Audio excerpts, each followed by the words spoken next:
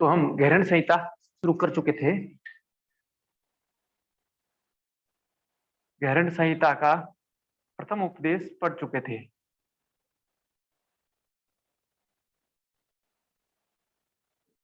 जो षटकर्म के रूप में था, क्योंकि 7 उपदेश 7 अंग है, सप्तांग है। दूसरा उपदेश आसन के बारे में है। तो षटकर्मणा शोधनम आसनेन भवेद दृढ़म।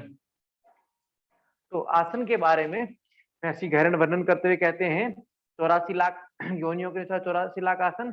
तत्पश्चात वो बोलते हैं 84 आसन, और 84 आसन में से भी 32 आसन महत्वपूर्ण हैं, जिनका वर्णन वो इसमें कर रहे हैं गहन संहिता में। ठीक है, सिद्धासन हमने वहां भी पढ़ा। 2 चीज याद रखनी थी, सिद्धासन, गुप्तासन, मुक्तासन, वज्रासन। ये 4 आसन के नाम सिद्धासन के ही थे हठ प्रदीपिका के अनुसार। गहरण में सब आसन भिन्न भिन्न है, मुक्तासन भिन्न है, वज्रासन भिन्न है, गुप्तासन भिन्न है, सिद्धासन भिन्न है। ये इतना महत्वपूर्ण है। बाकी इनमें स्मरण एक चीज और रखनी है, जिसका लाभ जिसका पूछे वो स्मरण रखना है। तो सिद्धासन के लिए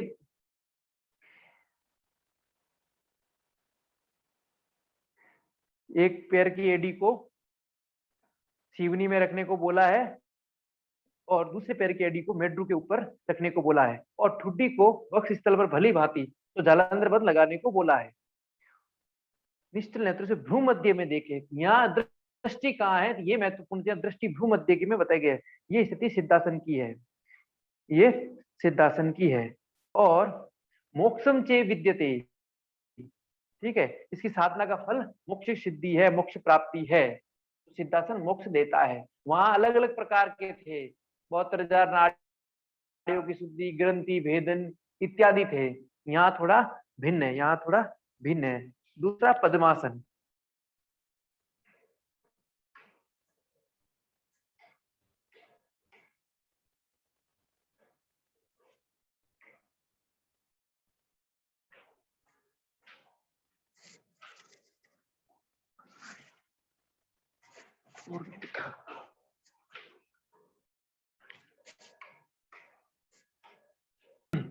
बाई जगह वहां पर पद्मासन का जो वर्णन था हठ प्रदीपिका में, वो बद्ध पद्मासन का वर्णन था।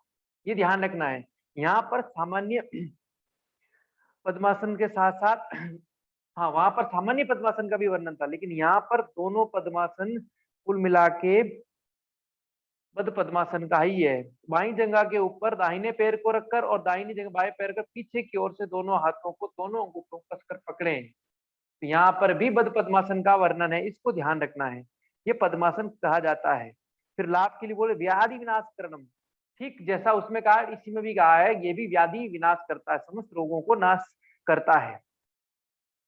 ठीक है, समस्त रोगों में। तो यहाँ भी बद्ध पद्मासन का ही वर्णन है, बद्ध पद्मासन का ही वर्णन है। तीसरा भद्रासन, पैरों की दोनों एड़ियों को उल्टा करके पीछे की ओर दोनों हाथों के से दोनों पैरों के अंगूठों को पकड़कर जालंधर बन लगाकर नासिका का अग्र भाग को देखें। ये भी सभी रोगों को नष्ट करने वाला है। तो ये तीनों का वर्णन लगभग लाभ में हठ प्रदीपिका के अनुरूप है। फिर चौथा मुक्तासन। तो गुदा के मूल में बाई एड़ी को और उसके ऊपर दाहिनी एड़ी को करके गर्दन और सिर को एक सीध में करके बैठे। ये सिद्धियां प्रदान करने वाला मुक्तासन है। लगभग वही वर्णन है जैसा सिद्धासन का है। इन्होंने यहाँ नाम भिन्न दिया है, लाभ सभी सिद्धियां देने वाला अर्थात वही बताया है।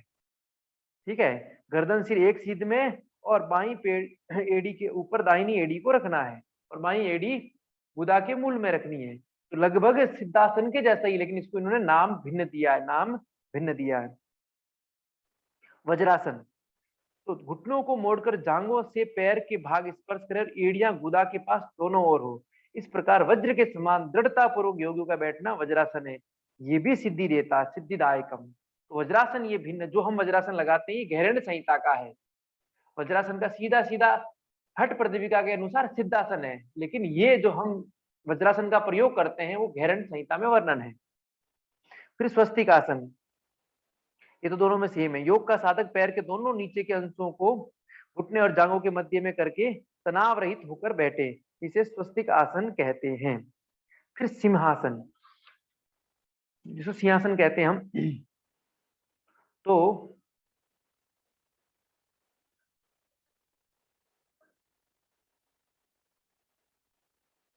दोनों एड़ियों को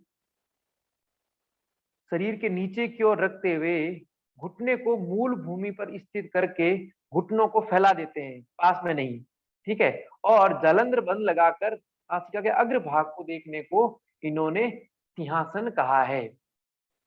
शरीर में बैठकर एड़ियां वज्रासन में उसी प्रकार, लेकिन यहाँ पैर फैले हुए हो, पैर फैले हुए बोले, और जलंधर बंद लगाकर नासिका के अग्र भाग को देखने को बोला है। तो ये सिंहासन है, ये भी सर्व व्याधि विनाशकम है। तो सिंहासन, भद्रासन और पद्मासन तीनों सभी रोगों को नष्ट करने वाला। गैरण संहिता, हठ प्रदीपिका दोनों में लाभ एक समान है, तो इसमें कन्फ्यूजन भी नहीं होना है, ध्यान रखना है। तत्पश्चात गोमुख आसन, दोनों पैरों को भूमि पर रखकर पीठ की दोनों बगल में रखें, शरीर को स्थिर करके गो के मुख की भांति आकृति बनेगी, ये गोमुखासन है। यहाँ गोमुखासन में हाथ का कोई वर्णन नहीं है। हाथ का वर्णन अयंगर साहब ने इसको सबसे पहले बताया, कृष्णाचार्य ने बताया होगा, लेकिन अयंगर साहब ने इसका प्रयोग सबसे अधिक किया सर्वाइकल स्पॉन्डिलाइटिस को ठीक करने में। तो सामान्य पैरों की स्थिति को ही बैठने को गोमुखासन कहा गया है। ठीक है।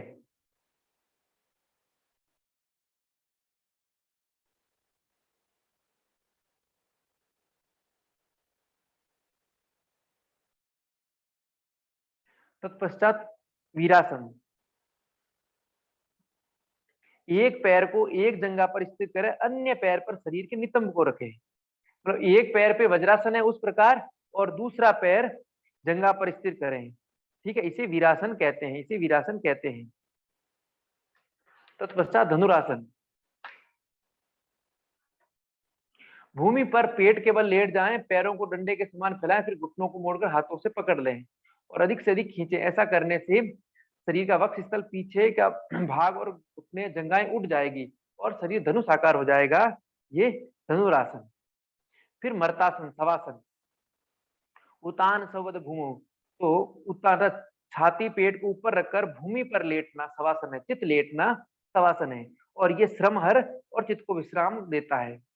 फिर गुप्तासन, दोनों पैरों को जांघों के मध्य में नीचे करके गुदा के पैर को ऊपर स्थिर करके पैर को छिपा ले, इसे गुप्तासन कहते हैं। दोनों पैर जा छिप जाए, तो ये भी लगभग सिद्धासन जैसा ही है गुप्तासन। वज्रासन भिन्न है, बाकी लगभग तीनों भिन्न एक जैसे हैं। फिर मत्स्यासन, हाथों को पीछे की ओर ले जाकर अंगूठों को पकड़े बिना विशेष विधि से पद्मासन लगाकर दोनों कोहनियों से सिर को लपेटकर उत्तान लेट जाएं, ये मत्स्यासन है। पद्मासन लगाकर पीछे की ओर लेटना कोहनियों के बल, इसको इन्होंने मत्स्यासन कहा है। ठीक है, मत्स्यासन कहा है। ये रोगों को दूर करता है, यहाँ लाभ बताया है। ठीक है, ये रोगों को दूर करता है। अब पश्चिम उत्तानासन,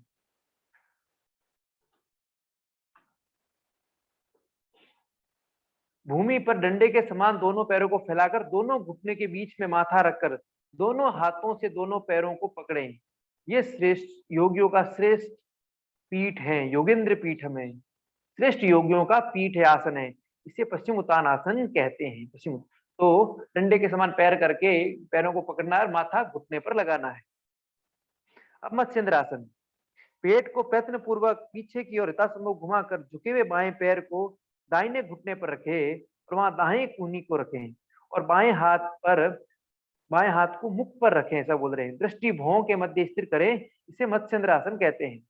तो पेट को मतलब ट्विस्ट करने को इन्होंने बोला है, ट्विस्ट करके एक हाथ इन्होंने बाएं हाथ मुख पर रखने को बोला है, ये थोड़ा भिन्न है।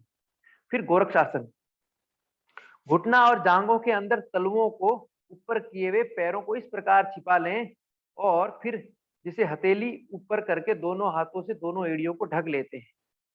ठीक है, घुटना और जांघों के अंदर तलुओं को ऊपर किए हुए पैरों को छिपा लेना, इस तरह जिस तरह हथेली ऊपर करते हैं तो दोनों हाथों से दोनों एड़ियां ढक जाएं। फिर नासिका के अग्र भाग को देखें, इसे योगियों को सिद्धि देने वाला गोरक्षासन। तो आसनों में यहाँ थोड़ी भिन्नता, इतना ध्यान रखना, दृष्टि कहाँ रखनी। ठीक है, जैसे मत्स्येंद्र आसन में भ्रू के मध्य बोला गया है और गोरक्ष आसन में नासिका के अग्र भाग को, दो ही जगह या अधिकतर दृष्टि है, या तो नासिका अग्रभाग में या भ्रूमध्य। तो 4-5 आसन में ही दृष्टि आई है। उत्कट आसन, पैर के दोनों अंगूठों को पृथ्वी पर स्थिर करके दोनों एड़ियों को ऊपर करके उसके ऊपर गुदा को स्थिर करने को उत्कट आसन कहते हैं। तो पंजों के बल बैठना, एड़ियां गुदा के हिप के सटी हुई हो, इसको इन्होंने उत्कट आसन कहा है। फिर संकट आसन, बाएं पैर को घुटने के अग्रभाग को भूमि पर रखकर दाहिने पैर से बाएं पैर को लपेटें और फिर दोनों हाथों से दोनों घुटनों पर रखें, ये संकट आसन है। तो बाएं पैर और घुटने के अग्रभाग को भूमि पर रख लें, पैर और घुटना दोनों अग्रभाग हो जाए। फिर दाहिने पैर से बाएं पैर को लपेट लें, उसको लपेट लें और फिर घुटनों हाथ दोनों घुटनों पर रख लें। तो ये संकट आसन इन्होंने कहा है। मयूर आसन, दोनों हाथों की हथेली से पृथ्वी को पकड़कर कोहनियों पर नाभि को निकट, तो नाभि के निकटस्थ भाग पर कहां पर रखना है ना, पार्श्व, नाभि पार्श्व, कोहनी नाभि के पास, नाभि के ऊपर नहीं, ठीक है। और भूमि पर मतलब भूमि को पकड़ ले, जैसे हाथ कुल मिला के हथेलियां भूमि पर रहनी चाहिए। और फिर आकाश में शरीर को डंडे के समान ऊपर उठा लेते हैं, इसे मयूर आसन कहते हैं, इसे मयूर आसन कहते हैं। फिर कुक्कुट आसन, पद्मासन लगाकर दोनों हाथों को जंघा और पिंडलियों के मध्य में ले जाकर, ठीक है, जिस पर ऊपर उठा लेते हैं शरीर को, इसको कुक्कुट आसन कहा है, कुक्कुट आसन कहा है। तो शरीर को ऊपर उठाना। तो यहाँ पद्मासन फिर सामान्य पद्मासन हो गया, बद्ध पद्मासन नहीं। वैसे पद्मासन के लिए उन्होंने बद्ध पद्मासन किया है, लेकिन यहाँ पर हाथों को पद्मासन के भीतर से जमीन पर डालकर शरीर को ऊपर उठाने को इन्होंने कहा। अब कूर्मासन, पैरों को उलट कर मिली हुई एड़ियों को हिप के नीचे रखें, शरीर सिर और गिरवा को आगे झुका के स्थिर करें, इसे कूर्मासन कहते हैं। पंजों को बाहर की ओर करके एड़ियों को मिलाकर इस प्रकार वज्रासन में बैठते हैं, तो एड़ियां हिप के लगी रहती है। यहाँ क्या करेंगे, पैर उलट जाएंगे और एड़ियां हिप के पास रहेगी, ठीक है। तो वज्रासन का ही थोड़ा चेंज करके इन्होंने इसको कूर्मासन कहा है। सिर गर्दन शरीर आगे की ओर झुकाए और स्थिर करें। फिर आगे उत्तान कूर्मासन, कुक्कुट आसन लगाकर कलाइयों से कंधे या गिरवा को पकड़े, कुक्कुट आसन लगाकर कलाइयों से कंधे या गर्दन को पकड़ें, कुछ लोग कान को पकड़ते हैं, इसको उत्तान कूर्मासन कहा है, उत्तान कूर्मासन, ठीक है। फिर मंडूक, उत्तान मंडूक आसन, मंडूक आसन में स्थित होकर हथेलियों से सिर को पकड़ें और मेंढक की भांति उत्थित हो जाए, ये उत्तान मंडूक आसन है। मंडूक आसन लगाकर हथेलियों को सिर से पकड़ें और मेंढक की भांति लेट जाएं, उत्तान मंडूक। वृक्षासन, बाईं जंघा के मूल स्थान पर दाहिने पैर को रख ले और भूमि पर पेड़ के समान खड़ा हो जाएं, इसे वृक्षासन कहा है। मंडूक आसन, दोनों घुटनों को आगे करके दोनों पैर के तलुओं को इस प्रकार पीछे की ओर करें कि दोनों अंगूठे इस पर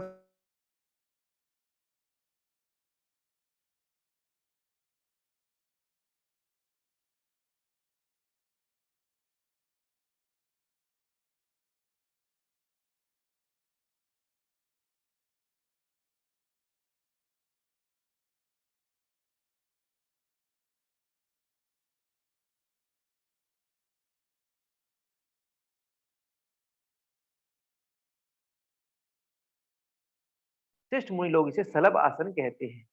पैरों को पीछे की ओर उठाने को इन्होंने सलभ आसन कहा है। तत्पश्चात मकर आसन, मकर आसन के लिए वक्षस्थल को भूमि पर रखकर पैरों को भूमि पर फैलाए और दोनों हाथों की हथेलियों पर सिर रखकर मुख को नीचे किए भूमि पर लेटते हैं, ठीक है। यहाँ लाभ बता रहे मकर आसन का, तो बोल रहे हैं दिया अग्नि, शरीर अग्नि बढ़ती है, जठराग्नि बढ़ती है। तत्पश्चात उष्ट्रासन, तो मुख को नीचे किए दोनों पैरों को अलग अलग किए पीठ को की ओर दोनों हाथों से दोनों पैरों को पकड़ें, ठीक है, और पेट को अधिक से अधिक सिकोड़े, इसे मुनिजन उष्ट्रासन कहते हैं, उष्ट्रासन कहते हैं। भुजंगासन, तो जिस तरह मकरासन में लेटते हैं उसी प्रकार लेटने बोले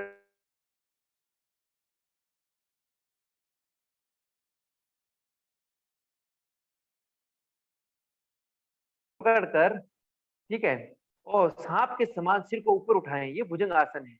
नित्य इसका अभ्यास करने से सभी रोग नष्ट होते हैं, जठराग्नि बढ़ती है और भुजंगी देवी जागृति, कुंडली शक्ति जागृत होती है। तो आसनों से शक्ति तो यहाँ पर भुजंग आसन से, वहां सिद्धासन था, यहाँ भुजंग आसन हो गया, तो ये ध्यान रखना। आसन यहाँ होते हैं, यहाँ भुजंग आसन बहुत महत्वपूर्ण, सबसे अधिक लाभ भुजंग आसन का ही बताया है। एक तो सभी रोग नष्ट करने वाला है, ठीक है, जठराग्नि बढ़ा रहा है, कुंडलिनी जागृत कर रहा है। योगासन,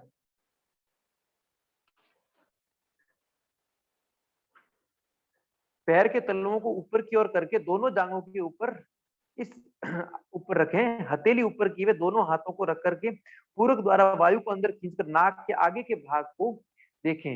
योगियों की योग साधना में ये सरल होता है। तो पद्मासन में बैठने को इन्होंने बोला है, ठीक है, तलवे ऊपर रहेंगे और दोनों एड़ियों के पास हथेलियों को ऊपर करके पैरों पर रखते हैं।